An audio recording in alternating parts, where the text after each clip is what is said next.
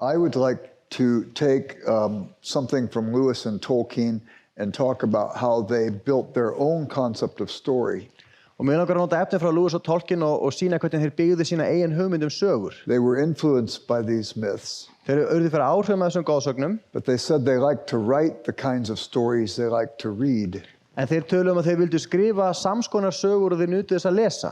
Lewis was one who liked to present something by way of proposition. Lewis hann vildi kynna hluti með því að koma með fullyrðingu. And then he would embellish it with a depiction, a story. Og síðan lét hann fullyrðingunni fylgja sögu. I will try to follow that approach as I share this evening. Og ég ætla að reyna að fylgja þeirri nálgun þegar ég tala hér í kvöld.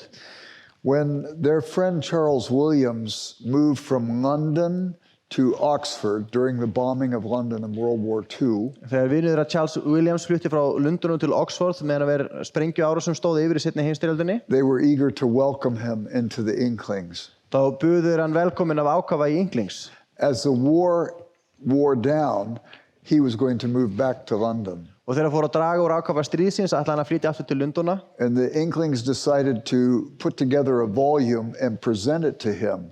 Og Inklings ákvað að taka saman svona safnrit og gefa honum. He went in for minor surgery at the hospital in Oxford. Hann fór í smávægilega skurðaðgerð á sjúkrahúsinu í Oxford And he died in surgery. og dó þar á borðinu. It was very tragic. Mjög sorglegt. They still put together this volume, Þeir settu saman þetta rit enga síður and when it was sold, they gave all the royalties to Charles Williams' wife. og þegar bókin var útgefin og seld þá gáfu þeir alla peningarna til ekkju. The essay that J.R.R. Tolkien contributed to that book was his essay on fairy stories. Og ritgerð Tolkiens í þessari bók var ritgerð álfasögur. He delivered these as the Andrew Lang Lectures at St. Andrews University in 1938. Þetta var efnið hans í Andrew Lang fyrirlestrana í St. Andrews 1938 eða 48. They had never been published till that time in the Williams novel, or Williams volume. Og þeir hefðu aldrei verið gefnir út fyrir hana í þessu riti helguðu Williams. C.S. Lewis said he thought that was the greatest essay on fairy stories written, in his opinion. Lewis lýsti yfir að þetta væri besta ritgerð álfasögur að hans mati.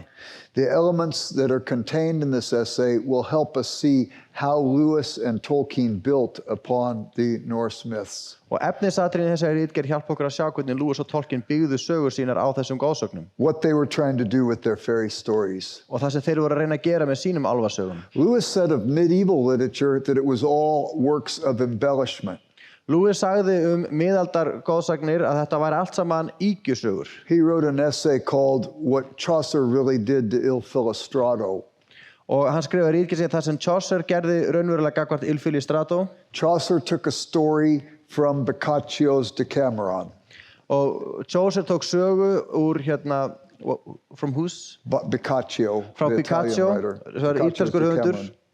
Boccaccio had taken the story from Virgil. Og Boccaccio hafði fengið sögurnar frá Virgil. Virgil had taken the story from Homer. Og Virgil fékk það frá Homer. Each built upon themselves. Og hver byggði á öðrum. When it came to Chaucer, then Shakespeare picked up on it and he developed it further. Og í tilfelli Chaucers að þá tók Shakespeare við keflurinu og þróaði lengra. The idea is the idea of embellishment, and Tolkien calls it the cauldron of story. Og þetta er þessi hugmynd viðbætur og Tolkien talar að þetta sé eins og suðupottur sögunar. When I was a child, we learned of it as stone soup. Og þegar ég var barn þá heyrðum við söguna steinsúpuna eða naglasúpu.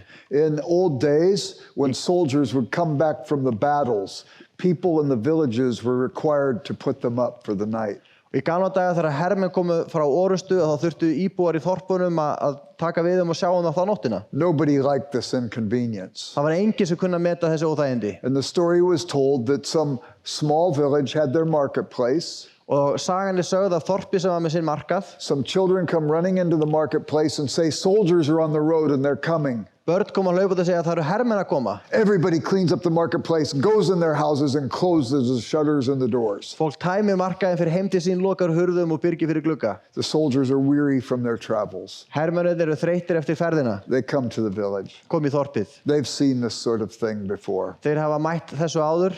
All of a sudden one shouts out, George, let's have that great stone soup you made last night. Eitt hrópar, George, fáum okkur steinasúpu eins og þú gerðir í gær. The villagers are inside their windows with the shutters. Stone soup, what is that? Og þorpsbúarnir að horfa í gegnum gluggana sín og segja, steinasúpa, hvað nú það? If we could make soup from stones, we won't have to plant, plow, harvest.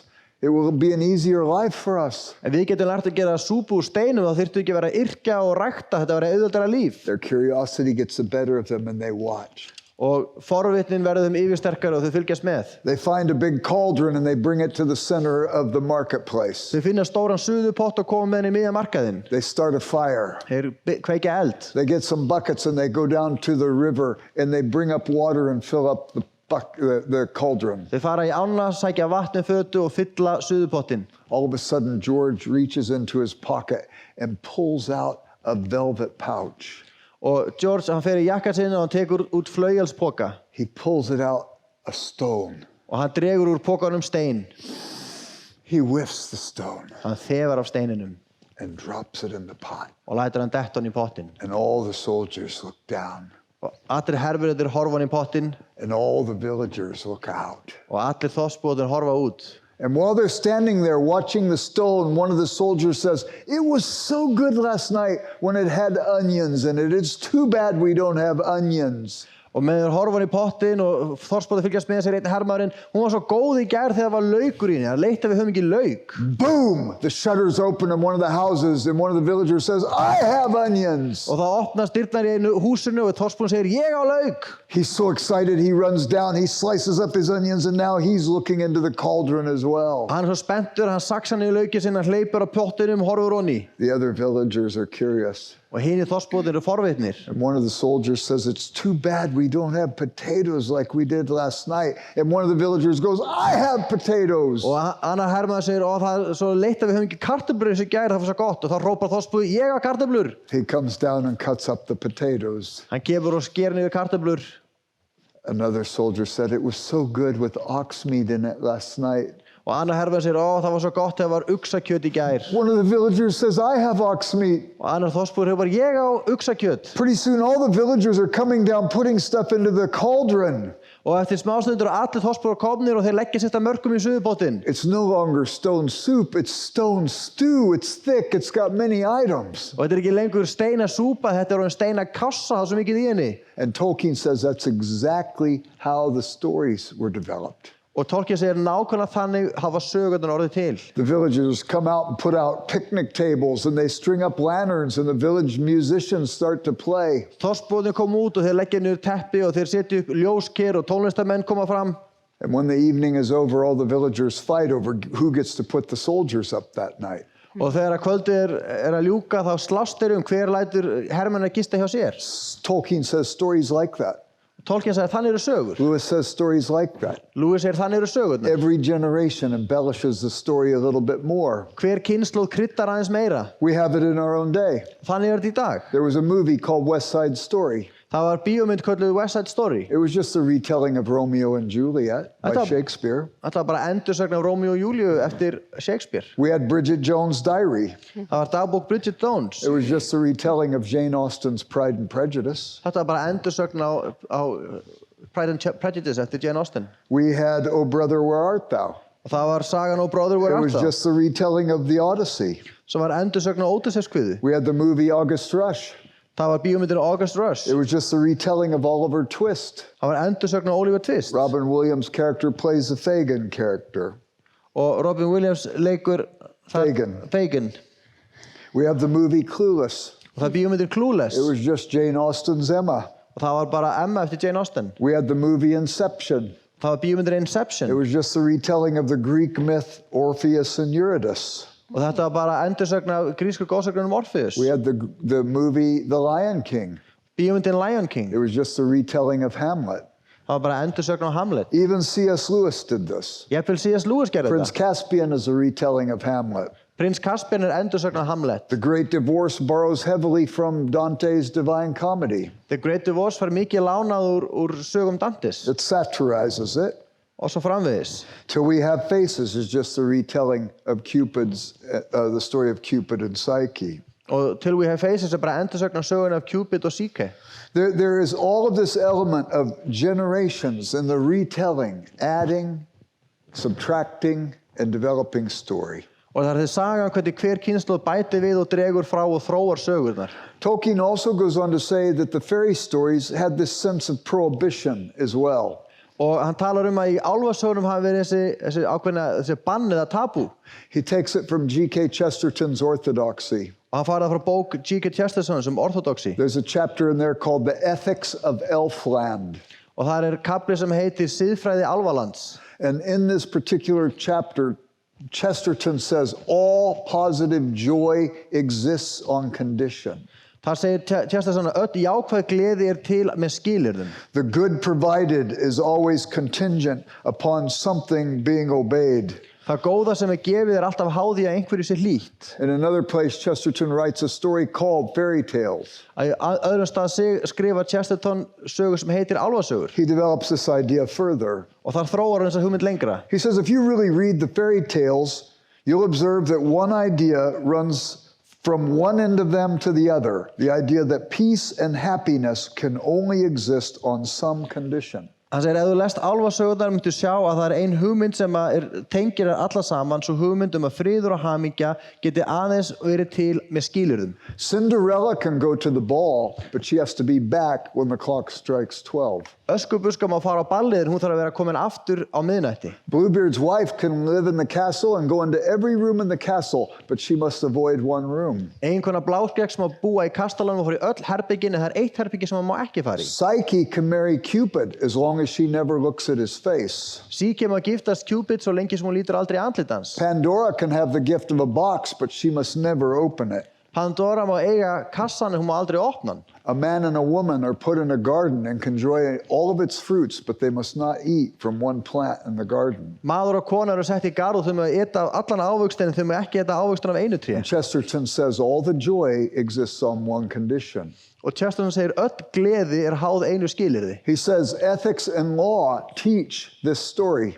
Siðferði og lögmál kennir okkur þessa sögu. There is a fence and it's a perimeter. We must stay within the fence. Það girðing og það umráðasvæði og við þurfum að halda okkur innan girðingar. We put our noses up to the edge of the fence and get upset about what we can't reach. Við förum með nefið upp að girðingunni og við förum í uppnámi við það sem við náum ekki til. But what we can't get to is to our harm. En þetta sem við náum ekki til eitthvað sem skadar okkur. Instead, we should turn our back to the fence and see the playground that's designed for us to enjoy our lives. Og þvert á móti ættum við að snúa baki við girðingunni og líta við leikvöllin sem hannaður með okkur í huga. The stories teach us this. Sögurnar kenna okkur If we þetta. could learn it well in the stories, we might live it better in our own lives. Og ef við læra þetta betur úr sögurum, myndi okkur ganga betur að heimferða upp á líf okkar. It's a profound morality that is at the center of all the stories. Þetta djúpstætt siðferði sem miðlægt öllum sögunum.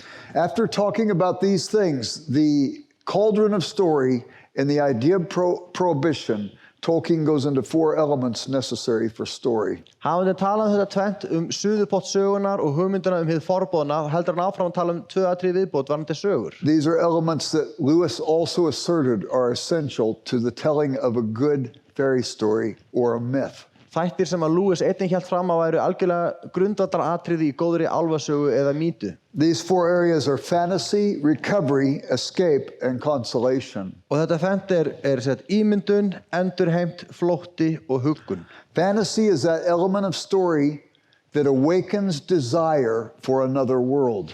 Ævintýri sá þáttur sögunar sem kveikir með okkur löngur eftir öðrum heimi. I mentioned it the other night. Ég talaði þetta í gær. It's the kind of element in the story that once the child hears it, says, tell it to me again. Þetta eitthvað í sögunni sem barn heyrir og færa til að segja, segðu mér það aftur. And Lewis observes that the child wants to hear it again even though they know all the twists and turns of plot and how it's going to turn out. Og Lewis bendur á að barnið vill heyra söguna aftur þó það viti allt sem aftur að gerast og allt sem aftur að koma óvart. But they love that world so much they want to go back to that world. En þeim svo annt þennan heim og þau vilja snúa aftur til hans. And it awakens in them a desire for another world. Og þetta kveikir með þeim löngun eftir öðrum heimi. And Lewis says ultimately awakens in our hearts a desire for the only other world we could ever really know, which is heaven. Og Lewis segir að þetta vekur með okkur löngun eftir þessum eina heimi sem við raunverulega getum kynnst, sem himnaríki. Tolkien captures it well in The Hobbit.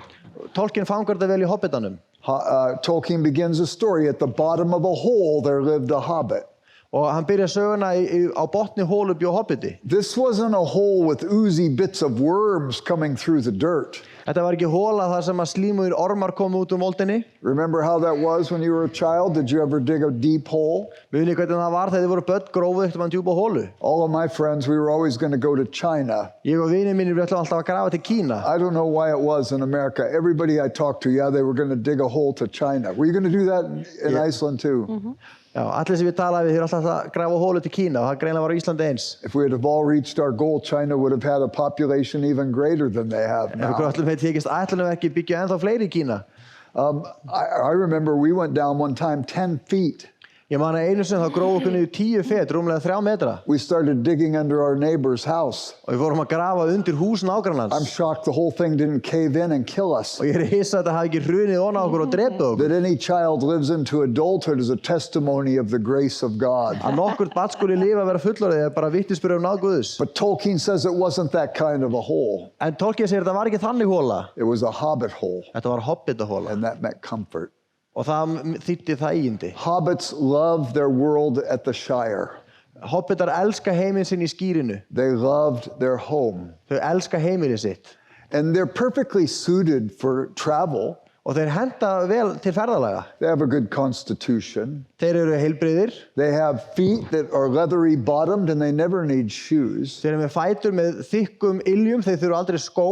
But they don't like to leave their home. En þeim líkar ekki yfirgefa heimilið sitt. And one day the wizard Gandalf shows up. Og dag einn kemur töframaðurinn Gandalfur. And he tells the hobbit Bilbo Baggins he has a quest for him. Og hann segir hobbitanum Bilbo Baggins hann sem verkefni fyrir hann. He wants him to accompany 13 dwarves who have lost their ancestral home to a dragon named Smaug. Hann vill að hann fylgi 13 dvergum sem mist hafa ættjörð sína og mæti drekanum Smaug. The 13 dwarves want to reclaim their ancestral home. Dvergarnir vilja fá að endurheimta ættjörð sína. But you can't go on a quest with 13, it's an unlucky number. En þú getur ekki fara haft sendiför með 13, það óhappatala. So Gandalf recruits Bilbo to be the 14th member. Þannig að Gandalfur sækir Bilbo svo hann sé meðlimur 14. The whole thing is an extreme inconvenience to Bilbo. Þetta allt mikil óþægindi fyrir Bilbo. But he ends up reluctantly going along. En hann fer á endanum með semingi. And the first night he has to sleep on the hard ground rather than his soft feather bed back home. He longs for home. Og fyrsta kvöldið þegar hann þarf að sofa á harðri jörðinni en ekki mjúku rúminu þá þráir hann heimilið sitt. The first night that the provisions have gone stale. He longs for the fresh food in his larder back home. Og fyrsta kvöldið þegar nestið orðið svona gamalt þá þráir hann ferska matinn sem hann á heima. The first time they face danger from the trolls, he longs for the relative safety of his home. Og fyrsta sinn sem þeir mæta hættunni sem felst í tröllum þá þráir hann öryggið sem heima. 18 times in that book he longs to go home. 18 sinnum í bókinni þá langar hann heim. Tolkien didn't want to name the book The Hobbit. Tolkien ætlaði ekki að nefna bókina Hobbitin. He wanted to name it There and Back Again. Hann langaði að nefna þangað og aftur. He wanted to awaken in us a sense of homesickness. Hann langaði að vekja með okkur tilfinningu heimþrár. The publisher made him name it The Hobbit. Það var útgefandi sem þetta nefna bókina Hobbitin. He insisted on There and Back Again as a subtitle. Hann vildi að það kæmi sem undirtitill þangað og heim aftur. They end up accomplishing their goal of destroying the dragon. Þeim tekst á endanum að granda drekanum. But in the meantime, the dragon destroys the Lakelanders' home that is built on a bunch of piers. En á meðan þá tekst drekanum að rústa heimili þeirra sem búa við vatnið, sem hafa byggt heimili sína bryggjum. The Lakelanders want some of the dwarves' money so that they could rebuild their home. Fólki sem býr við vötnin vilja fá peninga frá dvergunum til að endurbyggja heimili sín. Everybody longs for home in this book. Í þessari bók þrá allir heimili sitt. After being gone for a year, Bilbo returns home. Hafandi verið fjarverandi í ár snýr Bilbo heim. When he comes to his shire and comes over the hill and sees his home down in the valley below, a poem pops right out of his mouth. Og þegar hann kemur upp á hæð í skýrinu og sér yfir dalinn og heimili sitt þá sprettur ljóð fram í hugans. It's a poem that talks about the longing for home. Það ljóð sem fjallar löngunina eftir heimkynnum sínum. And as soon as Bilbo shows up at his house, Tolkien works his magic on his readers. Og leið og Bilbo kemur heim til sín að þá koma töfrar Tolkiens fram. It's not the same. It's not the same home. Þetta ekki sama heimilið. All of his relatives have declared him dead. Allir ættingjar hans hafa lýst hann látinn. They're dividing up his stuff. Og þeir hafa skipt með sér eigum hans. And they're telling him they think that he's an imposter. He's not their real cousin and nephew and so on. Og þau segja að hann sé einhver svíkarhrappur, þetta sé ekki raunverulega sá sem hann segist vera. In the whole book, Tolkien gets us to long for home, and then we find out it's not that home. Alla bókina fær Tolkien okkur til að þrá heimil okkar og svo komast við að því að þetta ekki sama heimilið. It's another home. Þetta eitthvað annað heimili. And the concept of fantasy and story is to awaken the desire for home. Og hugmyndin að saga sé ævintýri til að vekja upp þessa löngun eftir heimili. Our ultimate home. Og þetta heimili sem við sannarlega þráum öll. It's very similar to what we talked about with the Aeneid by Virgil and the Odyssey by Homer. Mjög keimlíkt Enesarkviðu og Ódysseifskviðu sem við tölum í gær. We move to the next area of story, which is recovery. Og svo það næsti þáttur sögunar sem endurheimtin. Tolkien calls it a regaining of a clear view. Tolkien talar að þetta sé að fá aftur skýra sýn. We have a phrase in English, familiarity breeds contempt. Það sagt á ensku að þegar eitthvað verður kunnuglegt þá fyrirlítum við það. We have children and they get presents on Christmas morning. Börn fá jólagjafir á jólamorgun. They play with the presents all that day. Þau leika sem gjafirnar allan daginn. The next day they get up and play with the presents. Næsta dag vakna þau og leika sem gjafirnar. But starting to get bored with their own presents, they start looking at their siblings' presents and want those too. Svo farið að leiðast gjafirnar sem þau fengu og þau fara að langa gjafirnar sem systkinin fengu. Fights break out. Þau fara að slást. Jealousies emerge. Öfundsýki brýst fram. Eventually, after a week or so playing with the Christmas presents, they get regulated to the toy pile or the toy drawer, and they're not looked at anymore. Og þegar þau hafa leikið sem með leikfengin í viku að þá enda þau í dótaskuffinni og það ekki leikið með þau meir. Familiarity has bred contempt. Þegar eitthvað orðið kunnulegt eða vel þekkt að þá fyrir við að fyrirlíta. We do it often in our relationships. Og þannig þetta oft í samböndum okkar. I have worked with students for years. Ég hef unnið með nemendum í mörg ár. I'm also ordained. Ég líka vígður maður. I've actually performed over 900 weddings. Ég hef sjálfur gift yfir 900 pör. I've never seen a couple at an altar without their making eyes of love at each other. Ég hef aldrei séð par standa frammi fyrir altari án þess að augu þeirra ljómi af ást. Sometimes you'll go to a restaurant in the morning and you'll see a couple that have been married 40 years. Stundum ferðu á veitingastað á mótnum og sér par sem búið að vera gift í 40 ár. They may be sitting across from each other, but they may be looking out the window and not at each other anymore. Og þó þau sitja andspænis hvort öðru þá horfa þau gluggan en ekki á hvort annað. What happened? Hvað gerðist? Familiarity sometimes breeds contempt. Stundum þegar eitthvað verður gjörþekkt þá fyrirlítum við það. Tolkien says these stories can awaken in us a regaining of a clear view, recovery. Hann segir að þessar sögur geta endurvakið með okkur skýra sýn, við endurheimtum. We meet the enchanted people in the story. Við hittum fólki sem undir álögum í sögunni. And we start looking with the eyes of enchantment towards the people who are in our story. Eða töfrum gætt og við förum að líta með þessum töfra augum á fólki í okkar eigin sögu. The things we have held with contempt are revivified for us and we see in fresh light. Og það sem við höfum lítið með fordæmingu það verður töfrum gætt og við sjáum það á nýjan hátt. In The Princess and the Goblin, George MacDonald begins his story in a way that shows us what recovery looks like. Í sögunni Prinsessan og Svartálfurinn þá sjáum við hvernig þetta getur lítið út. I will try to give it to you how it starts. Og ég ætla að reyna að segja ykkur hvernig þetta byrjar. The narrator begins, there once was a princess who... Og sögumaður byrjar einu sinni var prinsessa sem. A voice interrupts. Og það rödd sem að brýst inn í. And the voice says, but Mr. Narrator, why do you always write about princesses? Og röddin segir, en herra sögumaður, akkur skrifur alltaf prinsessur? The narrator says, because every little girl is a princess. Og sögumaður segir, því sér hver lítil stúlka prinsessa. The interrupting voice says, oh, you'll make them vain if you tell them that. Og truflandi röddin segir, já, þú gera nú bara hégóma fullar og segja þeim það. The narrator says, I won't make them vain if you understand what I mean. Og sögumann segir, nei, ekki þetta skilja hvað ég á við. The interrupting voice says, well, what do you mean by a princess then? Og truflandi röddin segir, hvað meinar þú þá með prinsessu? The narrator asks the interrupting voice, what do you mean by a princess? Og sögumann spyr truflandi röddina, en hvað átt þú við þegar þú segir prinsessa? The interrupting voice says, well, I mean the daughter of a king. Og truflandi röddin segir, já, ég á við konungsdóttur. The narrator says, very well then, every little girl is a princess. Og sögumann segir, gott og vel, sérhver lítil stúlka prinsessa, The daughter of the king of kings. sem dóttir konunga. But she's always in trouble of forgetting her rank and acting as if she grew up in the mud. En hún á alltaf á hættu að gleyma hver hún og haga sér eins og hún hafi alist upp í leðjunni. That is why little girls need to have stories told to remind them that they are princesses. Þess vegna þarf að segja litlum stúlkur sögur sem minna þær á að þær eru prinsessur. And to remind us they're princesses as well. Og til að minna okkur einnig á að þær eru prinsessur. And recovery occurs. Og endurheimtin á sér stað. There was a woman who gave a lecture at Harvard University years ago. Her name was Miss Manners. Kona að nafni Miss Manners flutti fyrirlestur í Harvard háskóla fyrir mörgum árum. Miss Manners was the name for her column for the newspapers. Og Miss Manners var titillinn sem hún gaf sjálfur sér þegar hún skrifaði dálka í dagblöðin. Her real name was Judith Martin. Hún hét raunverulega Judith Martin. And she wrote articles on etiquette.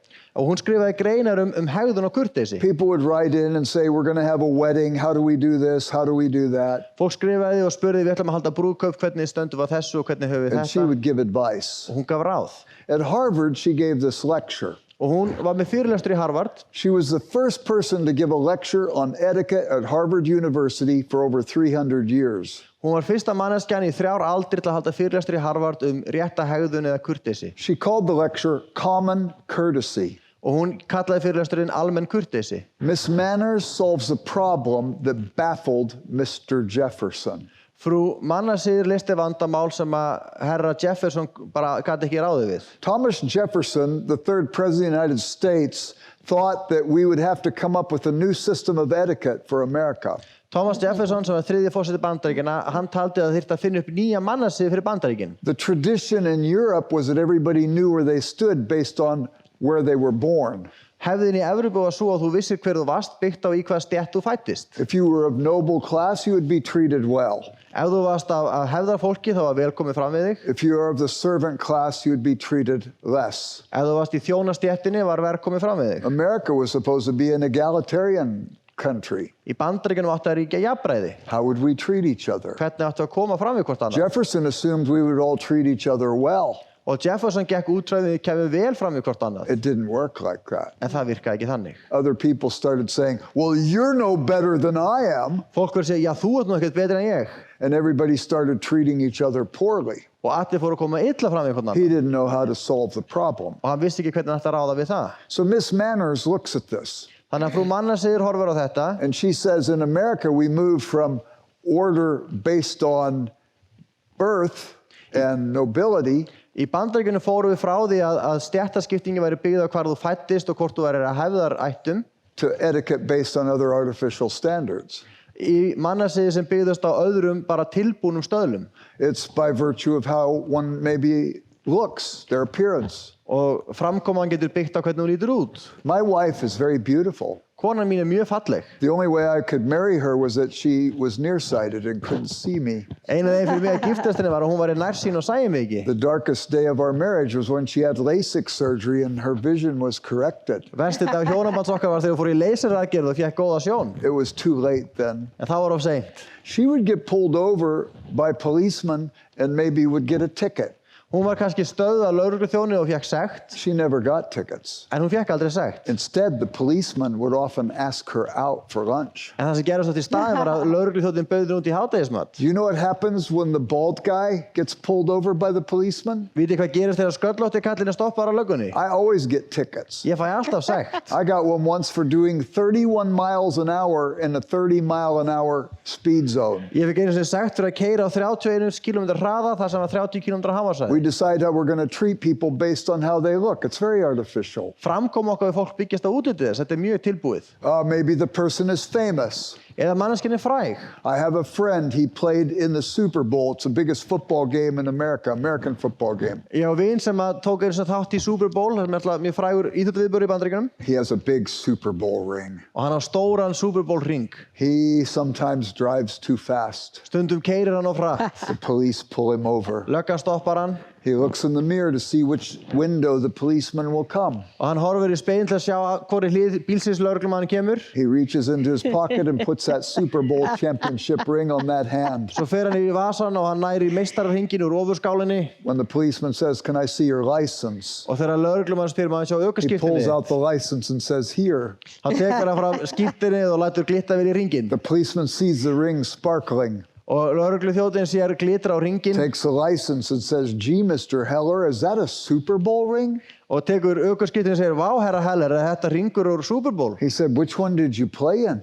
Hvenær spilaðirðu? "Oh, I played with Joe Montana in San Francisco." Ég spilaði með Joe Montana í San Francisco. "Oh, what was Jerry Rice really like and Ronnie Lott?" "Oh, they were wonderful people. You would have loved them. They were some of my best friends." Hvernig var Jerry Rice í raun og veru og hvernig var þessu? Ó, þetta var frábært fólk, þú heyrir líka vel við þá. "Gee, Mr. Heller, can I have your autograph? It's for my son, you know." Vá, herra Heller, maður fá 100 áratundi fyrir He son never minn. gets tickets. Hann fær aldrei sektir. If you're wealthy, you don't get tickets. Ef þú ert auðugur fær aldrei sekt. And we have substituted artificial standards. Og við erum með tilbúna standara í staðinn. Miss Manners doesn't solve the problem. Frú Mannasir leysir ekki vandann. How do we have an etiquette in any kind of egalitarian culture? Hvernig höfum við svona hegðunarreglur í jafnræðismenningu? I think we find it best in the high courtesy of heaven. Ég heldur finnum við þetta besta sem þessari háu kurteisi himnaríkis. From the cross, the God of the universe said, "I offer my life for you."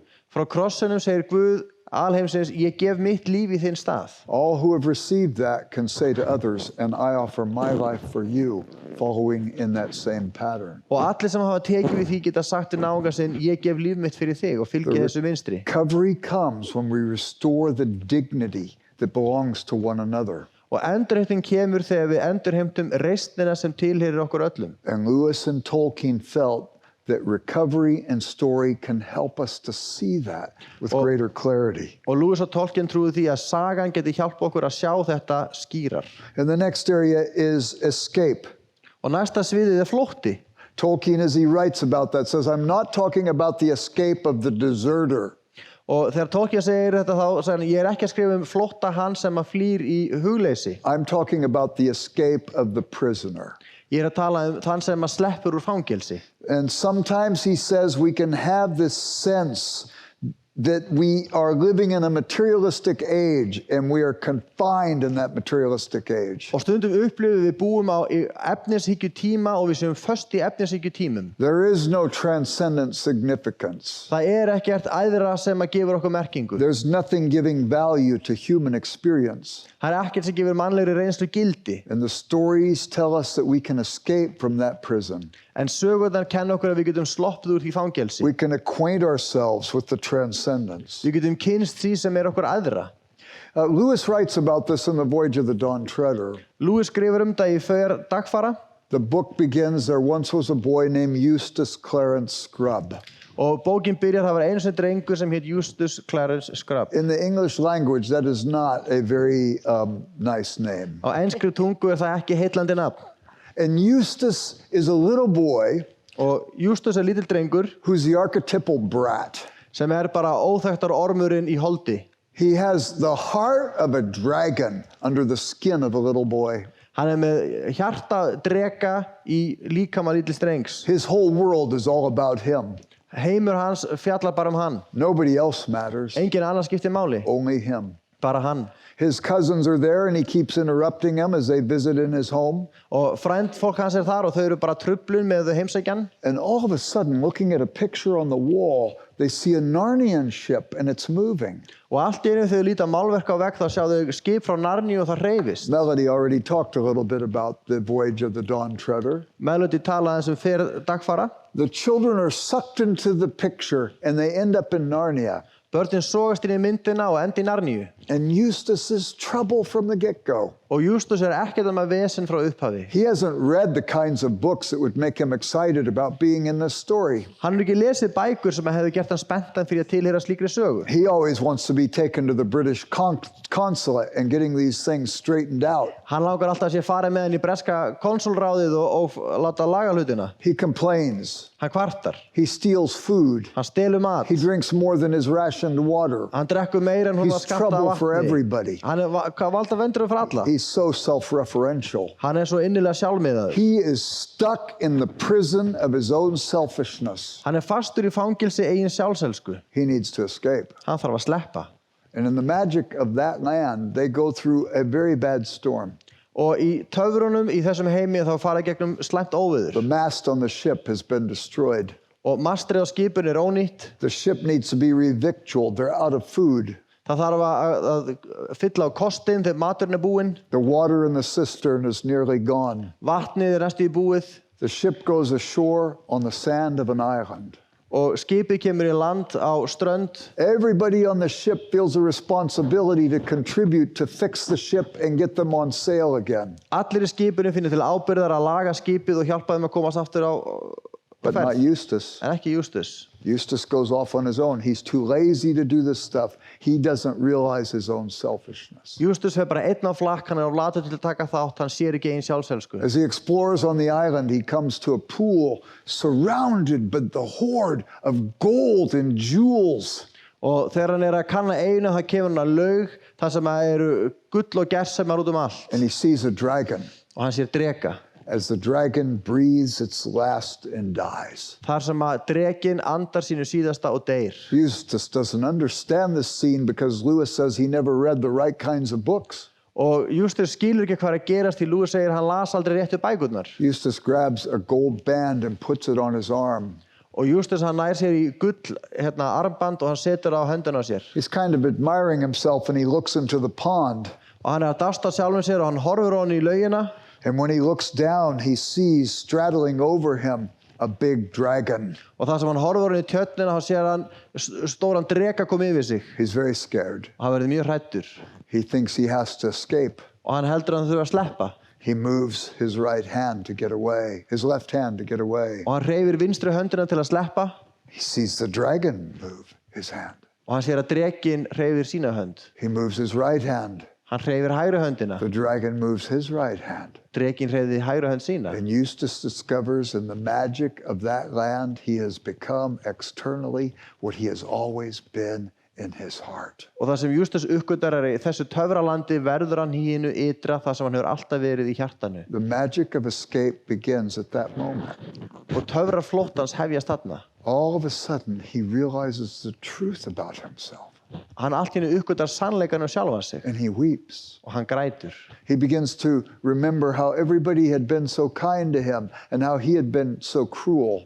Og hann minnist þess hvernig allir hefðu komið vel fram við hann en hann hefði komið illa fram. Sad and broken-hearted, he makes his way back to the Dawn Treader where they're working on the ship. Sorgmæddur með brost í hjarta þá fer hann aftur að dagfara þar sem þau voru að laga skipið. They see a big dragon coming and everybody's afraid. Þau sjá stóran dreka koma og allir eru hræddir. They look closer and they see tears coming down his eyes. Svo horfaðu betur og þau sjá tárin falla úr augum hans. And this dragon, stooped over, begins to scratch into the sand. I am Eustace. Og drekinn byrjar að skrifa í sandinu og hann skrifar ég Justus. The way to escape from these misunderstandings and inflated views of ourselves is always through humility. Leiðin til að sleppa úr því sem við erum og því sem þjakar okkur alltaf gegnum auðmýkt. Everybody runs up to Eustace and hugs him and comforts him. Fólk hleypur upp á honum, faðmar hann og huggar hann.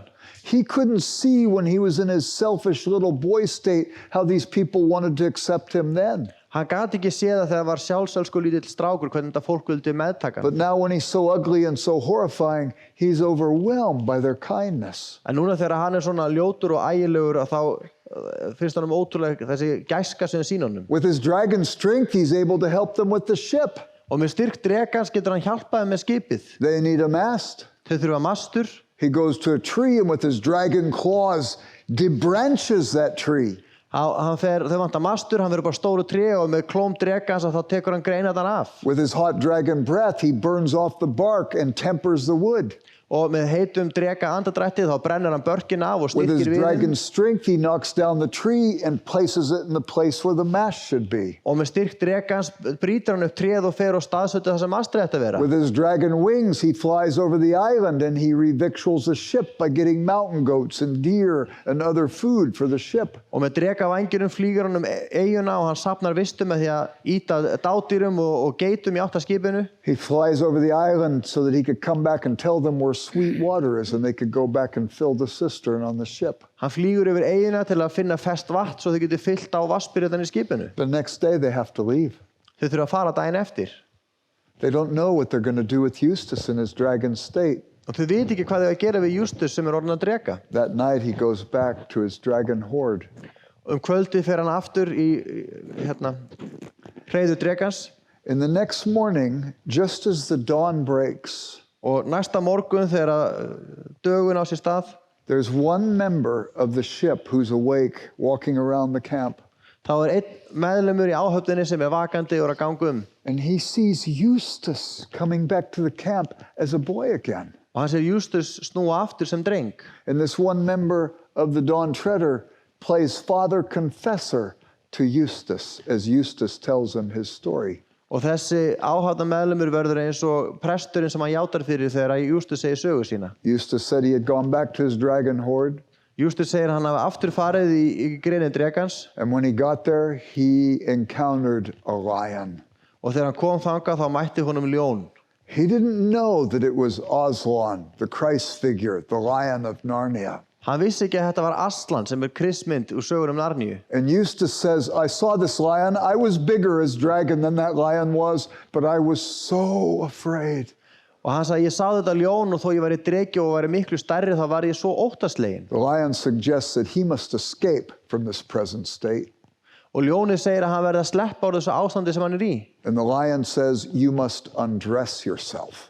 Og ljónið segir, þú verður að afklæðast. Eustace says, oh yeah, I realize dragons are like lizards or snakes. They can shed their skin. Og ég áttaði mig á því að Justus að drekar eins og eðlur eða snákar að þau geta farið úr hamnum. He says, I'll shed my own skin and be boy again. Ég fer úr hamnum og verð aftur drengur. And with tremendous effort, he tries to shed his skin. Og með mikillar áreynslu þá reynir hann að hafa hamskipti. He steps out of the shed skin and looks down at the pond, and still he is dragon. Hann fer úr hamnum sem hann búinn að kasta af sér og hann horfir í tjörnina og hann ennþá dreki. A second time, he says, I must do this again. Svo ég verð að gera það aftur. Still he's dragon. Hann enn dreki. A third time, frustrated, his efforts to free himself and escape do no good whatsoever. Og í þriðja skipti með mikilli gremju og þá tilraunir hans til að sleppa hjálpa ekkert. And the lion says, I must undress you. En ljónið segir, ég verð að afklæða þig. And Eustace said he took that lion claw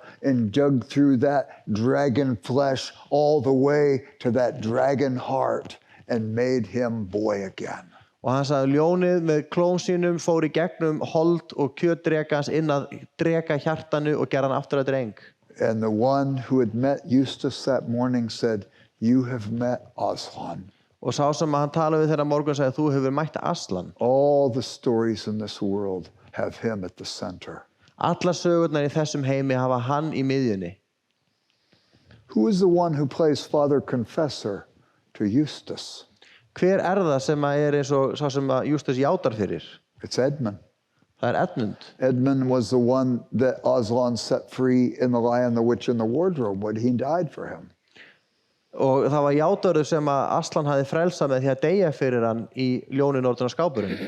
Edmund had escaped from his selfishness so that he could now serve somebody else. Játarður hafði þurft að losna úr sinni sjálfselsku til að hann geti þjónað einhverjum öðrum. Eustace escapes from his selfishness, and in the next book, he will be the rescuer to Prince Rilian, who's under a spell. Og Justus hann sleppur úr sinni sjálfselsku og í næstu bóku þá hann bjargvættur Resilians prins. Escape teaches us that we've been given life, that we might participate in helping others find life. Flóttinn kennir okkur að okkur hefur verið gefið líf til þess að við getum hjálpað öðrum að finna líf. And finally, there is this last element of the story. Og að lokum að það var þessi síðasti þáttur í sögu. Tolkien calls it consolation. Tolkien kallar það huggun. It's the joy of the happy ending. Gleðin hamingjusams endis. It is what he calls eucatastrophe. Það sem að kallar hinn góði harmleikur. the catastrophe that comes about to a good end. Já, harmleikurinn eða það hræðilega sem gerist en endar vel. This is typical of the fairy story Þetta dæmið gert í álfasögum. because it's typical of real life. Þetta dæmið gert í venjulegu lífi. All stories ultimately will have the eucatastrophic ending. Allar sögur á endanum fá góðan endi eftir sorglegan byrjun. Lewis exhibits this in The Voyage of the Dawn Treader and another place. Lewis sýnir þetta á öðrum staði í för dagfara. The children come ashore at an island. Börnin kom í land á eyju It's called the Island of the Voices. og þetta eyja rattanna. All the creatures on this island are invisible. Allar verurnar á eyjunni eru ósýnilegar They're nonsensical also, og það ekkert vitið sem að segja. but they have spears En þær hafa spjót and they can feel coming out of the invisibility the pointed end of those spears. og þau finna úr heimi ósýnileikans oddin á þessum spjótum. And these creatures on this island have said that the ruler of that island has turned them all invisible and they want to be made visible again. Og verurnar segja að það sem að ríkir yfir eyjunni hafi gert þær ósýnilegar, það vilja vera sýnilegar á ný. And they said they will not let the members of the Dawn Treader free unless one of them sets it right. Og þau segjast ekki munu sleppa áhafnarmeðlimum að einn þeirra leiðrétti þetta. There's a spell that has to be read from the magician's book in his house. Og það eru álög sem þarf að lesa úr bók töframannsins í húsi hans. And somehow only a girl can read the spell. Og einhvern veginn þannig að bara stúlka má lesa galdurinn. Lucy's the only girl on the ship. Lucy eina stúlkan í skipinu. She's brave and courageous. Hún hugrökk og hugdjörf. She says, I will go read the spell. Hún segir, ég skal fara að lesa töfraþuluna. These duffelpuds, these creatures, have no idea where in the book the spell might be. Og verurnar, þeir hafa ekki hugmynd hvar í bókinni álögin eru. But they do know that the book is in the magician's library on the second floor of his house. En þau vita að bókin í bókasafni töframannsins á annarri hæð í húsinu. And Lucy walks in the door of this grand house, nervous because she doesn't know where the owner is. Og Lucia, hún gengur inn í þetta hús mjög taugóstyrk því hún veit ekki hvar eigandinn er. There's a grand hall. Það stór gangur At the end of the hall, there's a winding staircase up to the second story. og innst í andirinu að það hringstígi sem fyrir upp á aðra hæð. She goes up and she finds the library. Hún fer upp og finnur bókasafn And she sees a big platform with a podium. og hún sér koll sem hún getur staðið á And she sees a giant book. og það risastór bók. She's nervous because she has to stand on a stool, but her back is to an open door. Og henni finnst það óþægilegt því hún þarf að klifra upp á koll en snýr bakinu í opnar dyr. She tries to open the book and it won't open. Hún reynir að opna bókin en hún opnast ekki. It has a big metal clasp and she undoes it. Það stór málmspenna og þegar hún opnar hana And she opens the big cover of the book. og hún opnar þessa stóru bók. She said it had a nice smell. Og hún sagði að það var góð lykt And sem when you kom. touched it, it was tingly to your fingers. Og þegar þú snertir hana þá eins og þið kitli í fingurgómana. And she saw that it had thick downstrokes and thin upstrokes like calligraphy. Og hún sagði að þegar stafir voru dregnir niður voru þeir breiðir en þeir voru mjóir í upp And the margins Drættinum. were illuminated. og það var búið að skreita spássíðurnar. But she also saw they were animated. En hún sá einnig að það var eins og að vera á lífi. And whatever the book said, it was depicted in video on the illumination. Og allt það sem að bókin lýsti það kom fram í hreyfimyndum á spássíðunum. She read through the spells. She didn't know where to go. And so as she turns the pages, she sees a spell for how to remove warts. Og hún veit ekki hvað það og hún flettir og þá sér hún töfraþulu til að fjarlægja vörtur. With a silver thread and a silver bowl on a full moon night. Með silfur þræði og silfur skál á nóttu með fullu tungli. She turns the page and she sees a spell for how to remove bees from a hive. Og hún flettir og þá sér hún töfraþulu sem að fjarlægir býflugur úr býflugnabúi. And in the margin, she sees a man removing a bee hive. Og á spássíðunni sér hún mann fjarlægja býflugnabú. She turns a page and she sees a spell, how to make it rain after a drought. Og hún flettir og hún sér töfraþulu til að láta koma rigningu eftir þurrk. Another page, how to make it stop raining after a long rain. Og svo flettir hún og það voru þula hvernig hún ættir hætt að rigna eftir mikið rigningatímabil. Another page, how to give a man a donkey's head like they did in Shakespeare's Midsummer Night's Dream. Og næstu blaðsíðu þula hvernig hún ættir mann hafa asnahöfuð eins og gerst var í miðnættur sögu Shakespeare's. And finally she comes to this spell. Að lokum finnur hún töfraþulu for how to make one more beautiful than the lot of mortals. Hvernig þú getur gert eitthvað fegurri en alla menn. Lucy was always the less beautiful of the two sisters. Lucy var alltaf sú sem var minna falleg af systrunum tveim. Everybody paid attention to her older sister Susan, but never to her. Allir veittu eldri systrurinnar Susan athygli en ekki henni. And she looks in the margin. Og hún horfir á spássíðuna. And she sees a girl who looks very much like herself standing in front of a large book.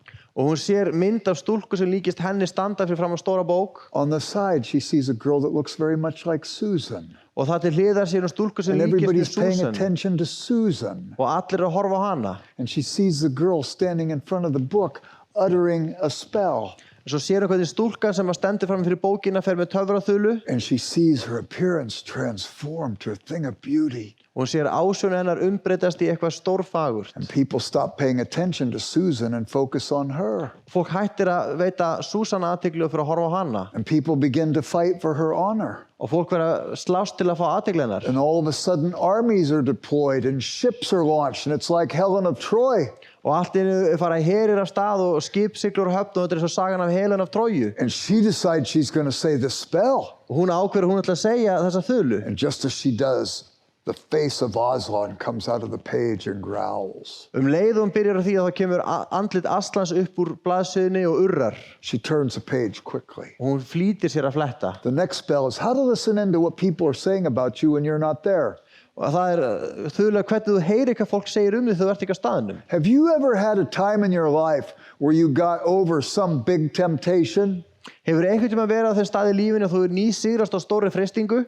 Really, if you were honest, it wasn't because of your cleverness, just the circumstance changed suddenly. Og oft það þannig að það ekki vegna sem við vorum svo klár, heldur bara kringumstæður breyttust. And so the next time you face a small temptation, you rush into it in a hurry before something stops you because you deserve it now. Og næst þegar þú mætir þá lítilli freistingu þá stekkur á hana að eitthvað stoppaði því þið finnst það eina skilið. So without thinking, Lucy utters the spell. Þannig aðeins að hugsa þá segir Lucy þuluna. And all of a sudden she starts hearing clickety-clack, clickety-clack, clickety-clack. Og allt í einu fór hún að heyra smelli. And she begins to hear inside of a train car.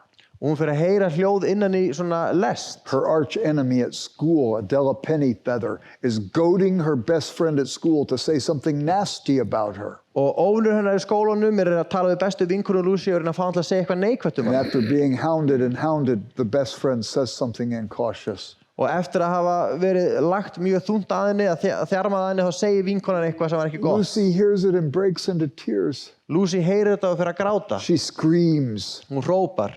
She turns the page broken-hearted. Hún flettir blaðsíðunni miður sín. The next spell she hears Næsta þulan sem hún sér is for the refreshment of the Spirit. fyrir endurnæringu andans. She begins to read it. It goes on for 3 pages. Hún les hana og hún tekur 3 blaðsíður. It's the most beautiful story she's ever heard. Þetta fallegasta saga sem hún hefur heyrt. As she reads it, she realizes she's actually living in this story. Og það sem hún les hana þá átt hún sig því að hún raunir að lifa þessa sögu. And when she finishes, she says, I've got to go back and hear the story again. But she finds she can't go backwards in this book. From that story, she can only go forward. Og hann langar að lesa hana aftur og svo áttar sig á því að hún getur ekki farið aftur og baki í bókinni, hún verður að halda áfram. She tries to remember what it's about as the words disappear from the page. Hún reynir að muna hvað sagan fjallaði þegar orðin að hverfa blaðsíðunni. And she says, oh yes, it's about a cup and a sword and a green hill and a tree. Alveg rétt, þetta fjallar bikar og sverð, græna hæð og tré. And ever after that, when she heard of a good story, it was a story that reminded her of the story in the magician's book. Og eftir þetta, hvert sem hún heyrði góða sögu, var það saga sem myndi hana á söguna í bók töframannsins. She turns the page and she comes to a spell to make things invisible visible again. Og svo flettir hún og kemur að blaðsíðu þar sem töfraþula til að láta það sem ósýnilegt verða sýnilegt á ný. She utters the spell and Aslan shows up right next to her. Hún fer með töfraþuluna og Aslan birtist til hlið hennar. She says, Aslan, how did you get here? Hún segir, Aslan, hvernig komst hingað? He said, I've been here all along, dear heart. Þá segir hann, vina mín, ég var hér allan tíman. Did you not think I would abide by my own rules? Helst ég myndi ekki fylgja mínum eigin reglum. And then he looks at her and says, you've been listening in where you shouldn't have been listening. Hann horfir á hann og segir, þú hefur verið að hlusta á það She sem þú hefði says, gett að hlusta á. oh, Aslan, what would have happened if I wouldn't have done that? Og segir, Aslan, hvað hefði gerst ef ég hefði ekki gert þetta? He said, nobody ever gets to find out what would have happened, but everybody could find out what will happen. Enginn fær að vita hvað hefði gerst, en allir geta fengið að vita hvað mun And he gerast. says to her, come with me, we're going to meet the owner of this house. Fylgdu mér, við skulum finna eiganda hússins. And she says, but Aslan, what about the spell for the refreshment of the spirit? Would you tell it to me again? Oh, do. En Aslan, hvað töfraþuluna til að endurnæra andann? Viltu segja mér þetta aftur? Gerðu það. He said, dear heart, that's one story I will tell to you over and over again, forever and ever. Og sagði, vina, það saga sem ég mun segja þér aftur og aftur alla eilífð. What was that last spell? Hver var síðasta töfraþulan? It went for 3 pages. Hún fór í 3 blaðsíður. It was about a cup, the cup Jesus was willing to drink. Bikarinn var bikarinn sem Jesús var fús að drekka. The sword, the death he was willing to die. Og sverðið var dauðinn sem hann var fús að deyja. The tree, the cross on which he was crucified. Og tréður krossinn sem hann var krossfestur The á. hill, Mount Calvary. Og hæðin var Golgata hæð. The spell to make one more beautiful than a lot of mortals, asserting yourself over everybody else, was the fall. Og töfraþulan til að gera þig fegurri öllum öðrum var fallið. Listening in on the secrets of others was the story of Lucy's own participation in the fall. Og að heyra hvað aðrir voru að segja var þáttaka Lucy í fallinu. And the spell for the refreshment of the spirit, Og sagan til að endurnæra andan, that's the eucatastrophe. það þessi harmleikur með góðan endi. The bad problem come about to a good end. Þetta sem var neikvætt sem hafði góðan endi. Fantasy awakened desire. Það ævintýri sem vekur þrá. Recovery, making the trivial things precious again. Endurheimt sem gerir það hversdagslega aftur sérstakt. Escape, break free of our selfishness. Flótti sem leysir okkur undan sjálfselskunni. Consolation, eucatastrophe, to know that there is hope forever. That's what Lewis was trying to tell in the stories. He got his ideas from the myths originally and contributing to them and embellishing them. This is what we get from them. Þannig hugmyndin hvernig eitthvað sem harmleikur hefur góðan endi og það það sem Lewis fékk úr góðsögnunum og það það sem hann skrifa sögurnar að vekja von að við fáum eitthvað gott úr sögunum.